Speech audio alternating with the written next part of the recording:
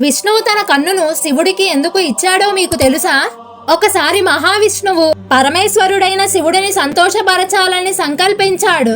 అందుకోసం ఆయన 1000 కమల పుష్పాలతో శివుడిని ఆరాధన చేయాలని నిర్ణయించుకున్నాడు. ఒక్కో పువ్వు అర్పిస్తూ ఎంతో భక్తితో ఓం నమఃశివాయ అని జపిస్తున్నాడు. అయితే శివుడు ఆయన భక్తిని పరీక్షించాలని అనుకున్నాడు. అందుకోసం ఆ 1000 కమలాల్లో ఒక పువ్వును దాచేశాడు. అలా ఒక్కొక్క కమల పువ్వును సమర్పించిన విష్ణువు చివరికి వచ్చేసరికి ఒక పువ్వు లేదని గమనించాడు.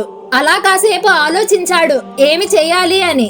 అప్పుడు విష్ణువుకు గుర్తుకు వచ్చింది, నన్ను కమలానేత్రుడు అంటారు, నా కన్ను కూడా కమలం లాంటిదే అని భావించి ఏ మాత్రం ఆలస్యం చేయకుండా తన కన్నును తానే తీసి ఆ కమలం స్థానంలో శివుడికి అర్పించాడు.